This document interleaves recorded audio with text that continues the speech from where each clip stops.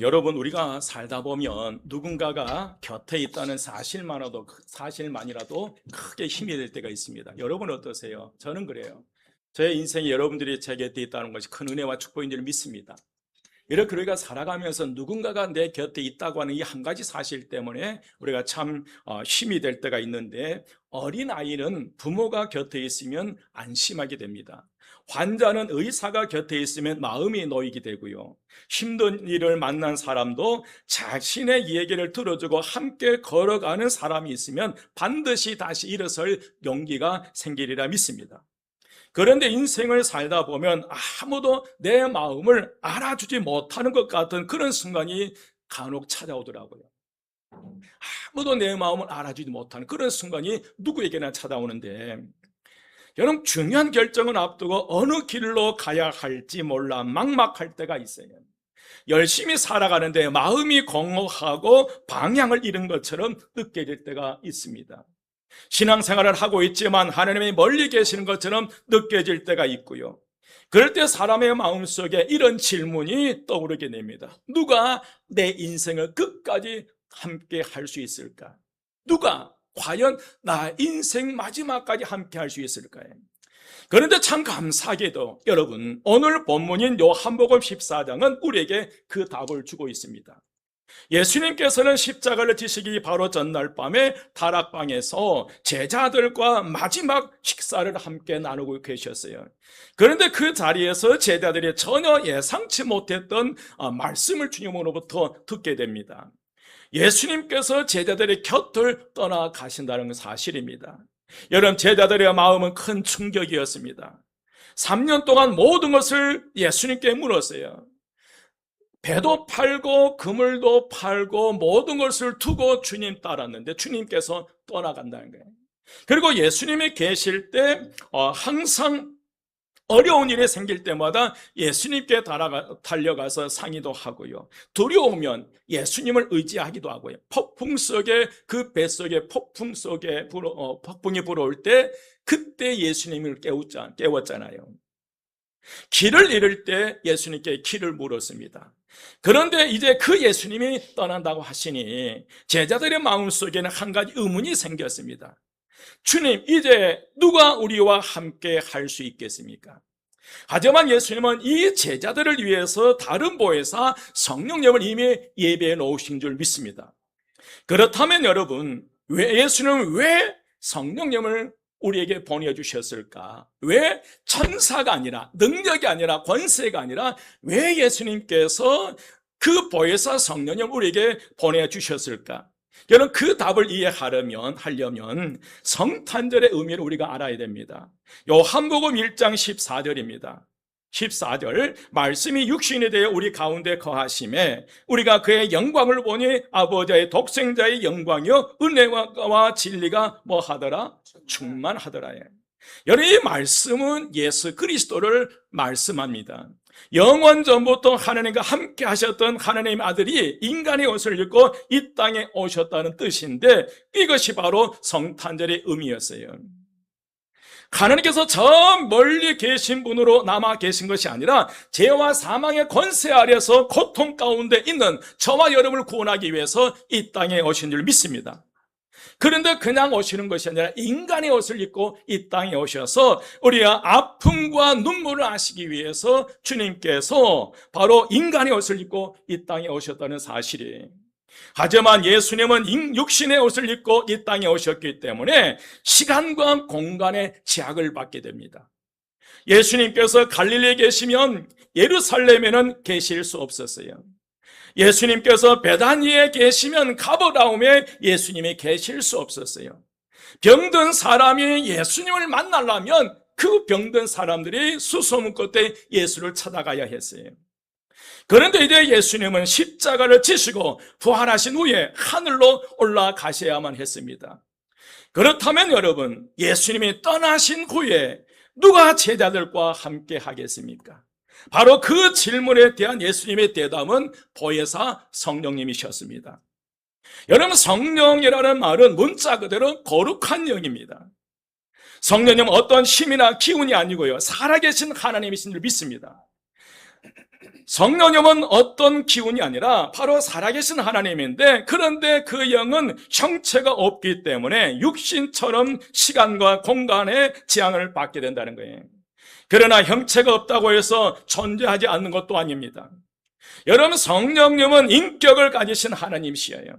말씀도 하시고 우리의 길을 인도도 하시고 위로하시고 역사하신 하나님이 바로 성령 하나님이십니다. 성령님은 영이시기 때문에 어느 한 장소에만 계신 분이 아니에요. 목포에도 계시고 광주에도 서울도 인천에도 제주도에도 동시에 계실 수 있습니다. 또한 서울대병원 중환자실에서 힘들게 병마와 싸우고 있는 우리 정명이자는 그 병실에도 함께하리라 믿습니다.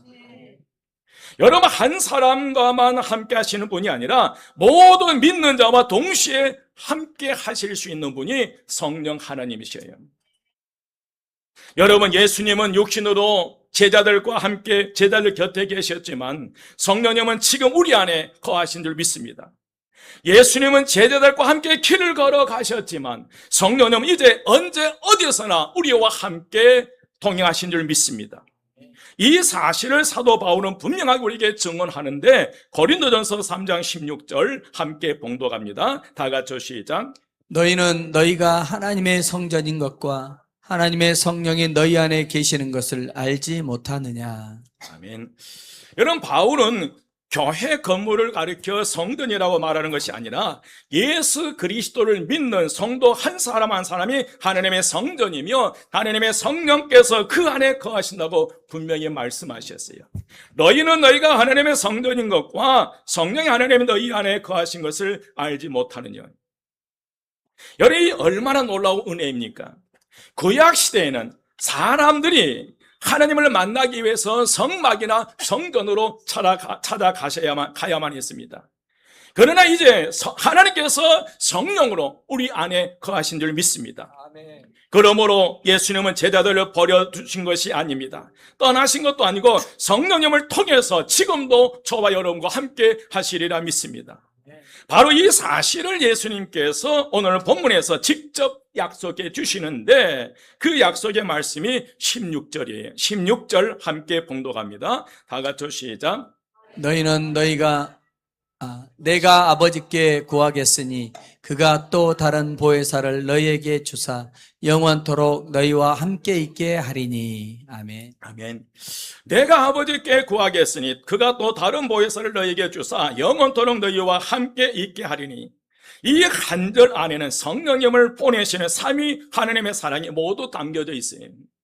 먼저 예수님은 16절에서 내가 아버지께 구하겠다고 말씀하셔요. 이 말씀은 예수님께서 제자들을 위해 중보하고 계신다는 뜻이에요. 예수님은 곧 십자가를 지셔야만 했습니다. 이제 그날 밤이 지나면 다락방에서 마지막 만찬을 드시고 난 그 다음날 이제 십자가 길을 가셔야 되는데, 예수님은 십자가를 지셔야 했고 바로 이어서 부활하신 후에는 하늘로 올라가셔야만 했습니다. 그런데 예수님은 제자들을 그냥 두고 떠날 수 없었어요. 왜냐하면 제자들이 너무 연약하기 때문에 그래요. 조금 전까지만 해도 그 제자들끼리 누가 크냐고 다퉜던 이들이 제자들이었어요. 몇 시간 후에는 예수를 버리고 도망갈 이들이고요. 그리고 베드로는 예수를 3번 부인하는 그 베드로가 그 자리에 앉아 있어요. 이 제자들이 얼마나 연약한 것을 알고 계셨다는 거예요. 그래서 예수님은 그럼에도 불구하고 예수님 그들을 포기하지 않았어요. 그런데 떠나가셔야 된다는 거예요. 그래서 예수님은 또 다른 보혜사를 약속하셨어요. 여기서 가장 중요한 단어가 바로 보혜사입니다. 여러분, 보혜사는 헬라어로 파라클레토스입니다. 곁에서 도와준 분. 어떤 분요? 곁에서 도와주신 분이에요. 위로자, 변호자, 상담자, 인도자, 격려자라는 의미를 가지고 있어요. 그래서 한마디로 정리하면 언제나 내 곁에서 나를 돕는 분, 그분이 바로 보혜사입니다. 그렇다면 여러분, 예수님은 제자들에게 단순한 스승이 아니었다는 사실이에요. 길을 잃었을 때는 길이 되어주셨고 두려울 때는 위로가 되어주셨으며 넘어질 때는 다시 이렇게 세워주신 분이 예수 그리스도였어요. 그런데 바로 그 예수님께서 또 다른 보혜사를 너에게 주시겠다고 말씀하신 거예요. 여기서 또 다른 이 말은 헬라어로 알로스입니다. 이 알로스라는 단어는 바로 같은 본질과 같은 성품을 가진 또 다른 존재예요. 쉽게 말하면 사과 하나가 있는데 같은 사과예요. 다른 전혀 성질이 다른 과일이 아니라 사과를 하나 준 또 같은 사과를 준 이런 의미예요. 그래서 여러분, 예수님은 전혀 다른 존재를 보내신 것이 아니라 예수님 자신과 같은 분을 보내주셨다는 사실입니다. 그분이 바로 누구라는 거예요? 성령님이셔요. 그리고 예수님은 그 보혜사 성령님을 너희에게 주시겠다고 약속하셨거든요. 또 다른 보혜사 너희에게 주사 그랬습니다. 여기서 준다는 이 단어의 의미는 바로 선물의 의미가 있습니다. 성령님은 우리가 만들어내는 감정이 아니에요. 억지로 만들어내는 분위기도 아니고요. 하나님께서 주시는 선물이 성령님이신 줄 믿습니다. 성령님은 선물로 우리에게 주신 분이에요. 그래서 우리가 자격이 있어서 받는 것도 아니고요. 은혜로 받는 것이고 그냥 우리가 아멘으로 받으면 되는 거예요. 왜? 선물이기 때문에 그래요. 그래서 성도의 삶은 성령님 제발 저를 좀 도와주십시오. 성령님 저를 인도해 주십시오 라고 고백하는 삶이 되어야 될 줄 믿습니다. 성령님이 늘 나와 함께, 우리와 함께, 언제 어디서나 우리와 함께 하시기 때문에 그리한 줄 믿습니다. 성령님 저를 좀 도와주세요. 한번 따라서 합니다. 성령님 저를 좀 도와주세요. 성령님 저를 좀 도와주세요. 성령님 저를 인도해 주시옵소서. 성령님 저를 인도해 주시옵소서. 이런 고백의 삶이 이어져야 된다는 거예요. 예수님께서 16절에서 또 영원토록 너희와 함께 있게 하리니라고 마지막 말씀하셔요. 저는 이 말씀이 오늘 본문에서 가장 큰 위로가 됩니다. 여러분, 예수님은 잠시 함께 하겠다고 말씀하지 않았고요. 잘할 때만 내가 너와 함께 하겠다고, 건강할 때만 내가 너와 함께 하겠다고 말씀하지 않았어요. 영원토록 함께 하시겠다는 거예요. 여기서 영원토록이라는 이 말의 의미는 단순히 시간이 길다는 뜻이 아니라 변하지 않는 사랑으로 끝까지 함께 하시겠다는 약속의 말씀이에요. 하지만 여러분, 여기에 있는 저와 여러분은 이 약속을 할 수 없어요. 누구에게도 할 수 없어요. 내가 영원토록 내가 너와 함께 하겠다. 이것은 그 누구도 오늘 저와 여러분, 우리 자녀들이 할 수 없다는 거예요. 아무리 자녀들을 사랑해도 내가 영원히 너와 함께 하겠다고 말씀할 수 없고요. 제가 여러분을 사랑해도 영원히 제가 함께 하겠다고 말할 수 없는 거예요. 왜요? 사람은 함께 하고 싶어도 영원히 함께 할 수 없기 때문에 그래요. 여러분, 부모도 떠나가시더라고요. 아시죠? 저희 어머니 102세셨지만 그래도 결국 떠나시더라고요. 여러분, 친구도 떠나요. 저희 어머니께 친구도 좀 만나고 전화도 하시려 했는데 못 하신 거예요. 나이가 드시다 보니까 친구 전화하면 혹시 뭐 했다고 할까봐, 죽었다고 할까봐 전화도 못 하시더라고요. 친구도 떠나가고요. 여러분, 자녀도 곁을 떠날 때가 있어요. 그러나 성령님은 결코 떠나지 않으십니다. 건강할 때도 우리와 함께 하시고요. 병들었을 때도 함께 하시고, 기쁠 때도 함께 하시고, 눈물을 흘릴 때도 함께 하실 줄 믿습니다. 예배당에서도 함께 하시고, 집으로 돌아갈 때도 함께 하시고, 잠 못 이루는 밤에도 그곳에서 성령님이 함께 하신 줄 믿습니다. 그래서 성도는 결코 혼자가 아닙니다. 그래서 한번 살짝 웃으면서 저를 한번 따라서 해보십시오. 나는 혼자가 아닙니다. 안 웃으세요? 싹 웃으시고요. 웃으면서 옆선을 보면서 나는 혼자가 아닙니다. 성령님이 함께 하십니다. 아멘. 이제 17절입니다. 17절 함께 봉독합니다. 다 같이 시작. 그는 진리의 영이라 세상은 능히 그를 받지 못하나 이는 그를 보지도 못하고 알지도 못함이라. 그러나 너희는 그를 아나니 그는 너희와 함께 거하시며 또 너희 속에 계시겠습니다. 여러분, 예수님은 성령님을 소개하시면서 가장 먼저 진리의 영이시라고 설교합니다. 여러분, 예수님은 여러분, 성령은 단순한 능력이 아니라 진리의 영이셔요. 여기서 진리는 단순한 지식이나 정보를 뛰어넘습니다. 예수 그리스도를 자신을 가리키는 말씀이, 그래서 요한복음 14장 6절 말씀에서 내가 곧 길이요 진리요 무엇이니? 생명이시니. 그러므로 성령님은 가장 중요한 사역은 예수를 알게 하신다는 거예요. 성령님의 사역은 저와 여러분을 알고 누구를 알게 하신다는 거예요? 예수를 알게 하신다는 거예요. 성령님은 자신을 드러내지 않으십니다. 언제나 예수님을 드러내십니다. 마치 조명에 무대 위에 배우를 비추듯이 성령님은 언제나 예수 그리스도를 비추시고 계십니다. 그래서 성령님이 역사하게 되면 예수 그리스도가 더 귀해진다는 거예요. 말씀이 더 귀해지게 되고, 예배가 더 소중해지게 되고, 기도가 살아나게 되고, 회개 역사가 일어난다는 사실에 누가 역사하면요? 성령님이 역사하시니, 성령님이 이 가운데 임재하시면 그런 놀라운 역사가 일어나는 거예요. 여러분, 오늘 우리가 예수를 믿는 것도 성령님의 은혜입니다.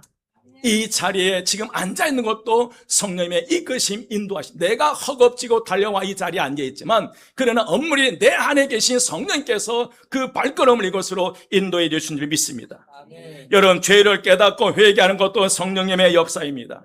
다시 기도하고 싶은 마음에 생기는 것도 성령님의 역사이고요, 찬양하고 싶은 마음도 성령님의 역사이고, 성령님은 지금도 우리를 주님께로 인도하고 계신 줄 믿습니다. 이어서 예수님은 이렇게 말씀하십니다. 17절 중반절입니다. 세상은 능히 그를 받지 못하나니 이는 그를 보지도 못하고 알지도 못함이라. 여기서 말하는 세상은 단순히 세상 사람들을 말하는 것이 아니라 하나님 없이 살아가려고 하는 그 마음들이에요. 사람들은 눈에 보이는 것만 믿어요. 여러분, 돈은 눈에 보입니다.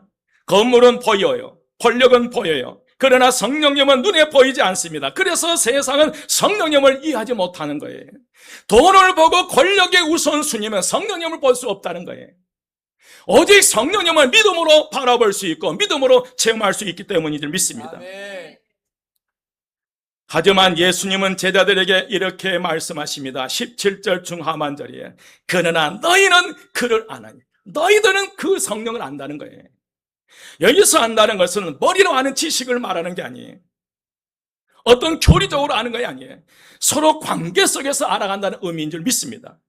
여러분, 제자들은 이미 예수님과 함께하는 동안 성령님의 역사를 경험하고 있어서 그들이 알지 못해서 그랬지, 예수님과 함께 3년 동안 동행하면서 이미 그들은 성령님의 역사하신 사실을 느끼고 있었지만 알지는 못했다는 거예요. 여러분, 우리도 마찬가지입니다. 성령님을 책으로만 아는 것이 아닙니다. 교리로만 아는 것이 아니라 삶 속에 경험하게 된 줄 믿습니다. 낙심했는데 다시 일어날 힘이 생기는 거예요. 그게 성령님이 주시는 생각이에요. 포기하고 싶은데 다시 무릎 꿇고 기도하게 만드는 거예요. 미워했던 사람인데 한편으로 용서의 마음이 생기는 거예요. 설명할 수 없는 평안이 나에게 찾아오는 거예요. 그것이 바로 성령님의 역사인 줄 믿습니다. 아멘. 찬송을 부르는데 왠지 내 마음이 뭉클하는 거예요. 기도를 드는데 뭉클하는 거예요. 그 성령님의 역사예요. 그런 아무 감동도 없고 그저 그렇다 할지라도 이곳에 앉아있는 한 가지 사실만이라도 누가 역사하셨다? 성령님의 역사에서 이 자리에 앉은 거예요. 옆에 분에게 잘 오셨습니다. 아멘. 이제 17절에서 엄청난 선언을 해요. 여러분, 구약시대에는 사람들이 하나님을 만나기 위해서 성막으로 올라가야 되고 성도들은 올라가야 했습니다. 그러나 이제는 달라요. 17절 하반절에 보면 그는 너희와 함께 거하시며 또 너희 속에 계시겠습니다. 아멘. 이것이 성령 강림절의 가장 큰 축복이에요. 여러분, 성령님께서 우리 안에 거하십니다. 우리가 하나님의 성전이 된 것입니다. 이것은 하나님께서 예배당 안에만 계신다는 뜻이 아니라 성령님께서 언제 어디서나 우리와 함께 하신다는 의미예요. 그래서 우리는 집에서도 하나님을 만날 수 있고요, 일터에서 하나님을 만날 수 있고 눈물 흘리는 자리에서도 성령님을 만날 수 있다는 거예요. 어쩌면 성령님께서 말하고 계시는데 내 생각에 사로잡혀서 그 소리를 못 들을 때가 있다는 거예요. 여러분, 왜냐하면 성령님께서는 어디 안에 계시기 때문에, 내 안에 계시기 때문이에요. 그러나 이것이 교회가 필요 없다는 뜻은 아닙니다. 하나님께서는 지금도 교회를 통해 말씀하시고 함께 모인 성도들의 예배 가운데 역사하실 줄 믿습니다. 여러분, 성령님 우리 각 사람 안에 거하시만 동시에 교회 공동체 가운데도 역사하는 하나님이신 줄 믿습니다. 그래서 성도는 개인적으로 하나님과 통행할 뿐만 아니라 함께 모여 예배해야 될 줄 믿습니다. 여러분, 성도는 교회에서 은혜를 받고 세상 속으로 나가야 한다는 거예요. 또한 성도는 세상 속에서 성령님과 통행하다가 다시 교회로 모여서 하나님께 예배하는 거예요. 은혜를 받고 은혜 받는 것으로 끝나는 것이 아니라 그 은혜를 가지고 내가 내 가정으로, 일터로, 내 삶의 현장으로 들어가는데 그 현장 속에서 누구와 동행하는 거예요. 성령님과 함께 동행하는 삶을 살다가 다시 예배 시간이 되면 그 성도들과 함께 예배를 드린 거예요. 베풀의 은혜를 감사하면서 기도하는 거예요. 여러분, 우리는 교회 나올 때만 하나님을 만나는 것이 아니라 교회에서 받은 은혜를 가지고 세상 속에서도 성령과 동행하는 믿음의 삶을 살아가야 될 줄 믿습니다. 예수님은 육신으로 제자들 곁에 계셨지만 여러분, 성령님은 지금도 저와 여러분 안에 계십니다. 그러므로 우리는 어디에 있든지 혼자가 아닙니다. 여러분, 교회 안에서도 성령님이 함께 하시고 가정에서도 함께 하시고 일터에서도 함께 하십니다. 이것이 성령 강림 이후 성도들에게 준 가장 큰 놀라운 축복이에요. 이제 예수님께서 제자들에게 주시는 가장 따뜻한 약속의 말씀이 나오는데 18절 말씀이에요. 18절 말씀 함께 봉독합니다. 18절요. 제가 읽겠습니다. 내가 너희를 고아와 같이 버려두지 아니하고 너희에게로 오리라. 아멘. 내가 너희를 고아와 같이 버려두지 아니하고 너희에게 오리라. 이 말씀은 단순한 교리가 아닙니다. 예수님의 마음이에요. 예수님의 사랑의 마음이에요. 예수님께서는 지금 십자가를 앞두고 계세요. 곧 잡히시고 조롱당하시고 십자가에 못 박힐 것입니다. 그런데도 주님의 관심은 자신이 아니라 제자들에게 있다는 사실이에요. 그래서 예수님은 말씀하셨어요. 내가 너희를 고아와 같이 버려두지 않겠다. 여러분, 여기서 여러분 기억하십시오. 고아는 단순히 부모 없는 아이를 말하는 것이 아니에요. 고아는 부모 없는 것을 말하는 것이 아니라 보호자가 없는 사람을 의미하는 거예요. 의지할 사람이 없는 사람이라는 거예요. 그 홀로 남겨진 사람을 의미합니다. 그래서 제자들은 예수님은 전부였어요. 모르면 물어보던 분이 바로 예수 그리스도였고요. 힘들면 찾아가던 분이 예수님이셨고 두려우면 의지하던 분이 예수님이셨어요. 그런데 그 예수님이 떠난다고 하니 얼마나 불안하겠어요. 여러분, 성령님과 동행하십시오. 적어도 여러분, 예수 그리스도를 주님으로 고백하는 여러분들은 고아가 아니라는 거예요. 저도 육신의 부모로 따지면 고아예요. 두 분 안 계시거든요. 그러나 고아는 부모가 없는 고아가 아니에요. 함께 나를 돌볼 사람이 없다는 거예요. 적어도 성령 하나님이 오늘 저와 여러분과 함께 하시게. 우리는 결코 누가 아니다? 고아가 아니다. 제자들은 불안했습니다. 늘 물어봤고 길을 물어봤고 두려움은 주님께 위로를 받았던 그였어요. 그때 주님은 말씀하셨어요. 너희를 혼자 두지 않겠다. 너희를 결코 너희들을 버려도 결코 나는 너를 버리지 않겠다는 거예요. 그래서 세 번 부인했던 베드로까지도 품으셨어요. 성령으로 너희에게 다시 오겠다. 이것이 바로 성령님을 보내주신 예수님의 마음이에요. 여러분, 성령님은 단순히 능력을 주기 위해 오신 분이 아닙니다. 우리와 영원히 함께하기 위해서 이 땅에 오신 줄 믿습니다. 그러므로 성도는 결코 혼자가 아닙니다. 다시 한번 따라합니다. 나는 결코 혼자가 아니다. 여러분, 왜 그렇습니까? 성령님께서 지금도 우리 안에 계시고 우리와 함께 계시기 때문에 그렇습니다. 사랑하는 여러분, 성령님은 우리와 영원히 함께 하시기 위해서 이 땅에 오셨습니다. 성령님 우리를 진리 가운데로 인도하기 위해서 이 땅에 오셨고요. 성령님 우리를 고아처럼 버려두지 않기 위해서 이 땅에 오신 줄 믿습니다. 그러므로 여러분, 성령님은 단순한 능력을 뛰어넘습니다. 어떤 분위기나 감정도 아닙니다. 성령님은 지금도 우리와 함께 하신 하나님이십니다.